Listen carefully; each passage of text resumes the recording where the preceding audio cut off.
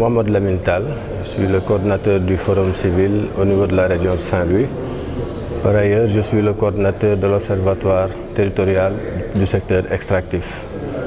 Donc, l'activité qui nous réunit aujourd'hui entre dans le cadre du projet USAID Traces, qui est un programme financé par l'USAID, exécuté par NRGI en consortium avec l'ONG 3D et le Forum civil.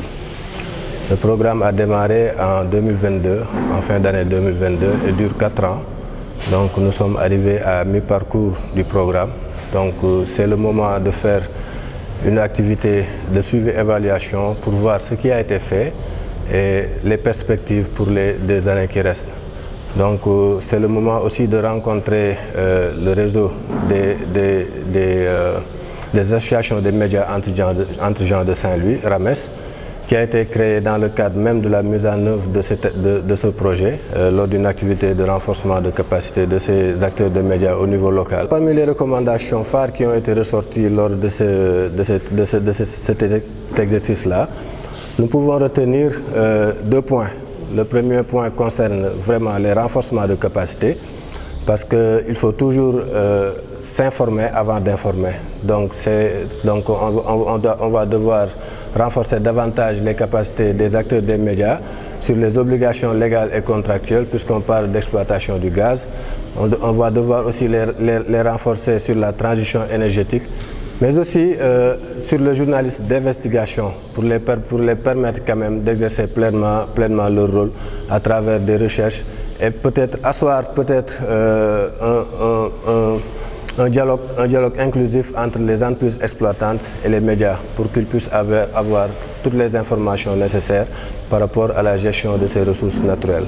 Gabriel Barbier, président du RAMES. Ce compagnonnage entre le RAMES et le Forum civil présente le double avantage que voici. Le premier avantage est de nous aider à renforcer davantage nos membres, de Saint-Louis au Fouta en passant par le Wallo.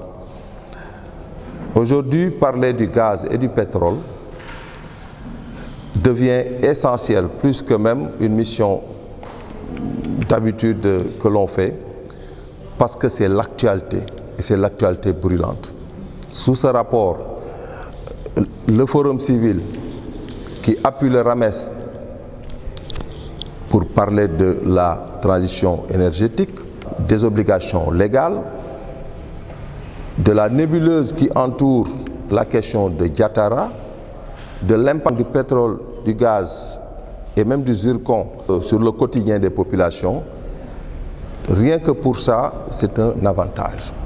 L'autre avantage que ce ticket entre le RAMES et le Forum civil offre,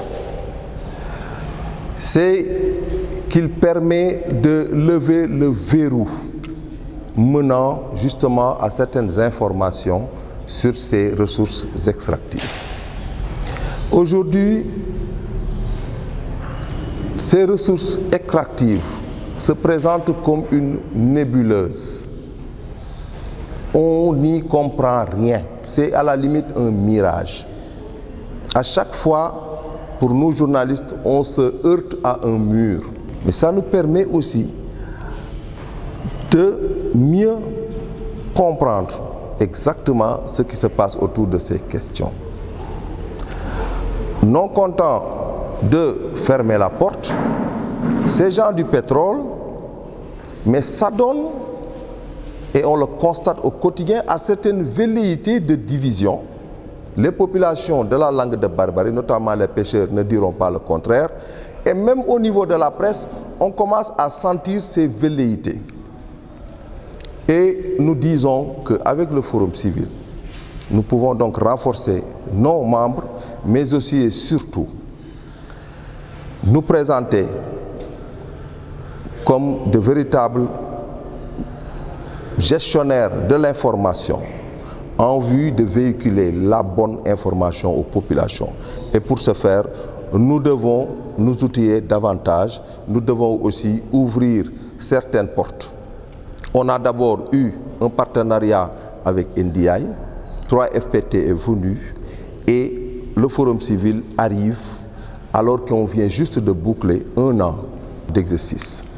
ñu fàttali ni lëkkaloo bi dafa nekk lu nga xam ni lu war la lu nga xam ni dafa tegu ci yoon parce que bu ñuy wax RAMES ñoo ngi ko sànke ci benn ndaje bu nga xam ni Forum Civil moo ko woote te ñaari mbir rek lañu jàpp ni ñun RAMES dina ko indil askanu Ndar ak région bi ak Sénégal xëy na mooy bu njëkk bi dana tax ba ñi nga xam ni ñoom ñoo ëmb taska xabaar muy journaliste muy caméraman muy technicien muy animateur ñu am ay session de formation lépp luy laal mbirum gaz ak pétrole ak zircon peeg yooyu ñu mën ñu jàppale ba suñuy membres yi koo ci laal rek mu mën la ni nii ak nii la mbir mi di joxe ñun ñu xam lu ñuy wax xam nu affaire bi tëddee.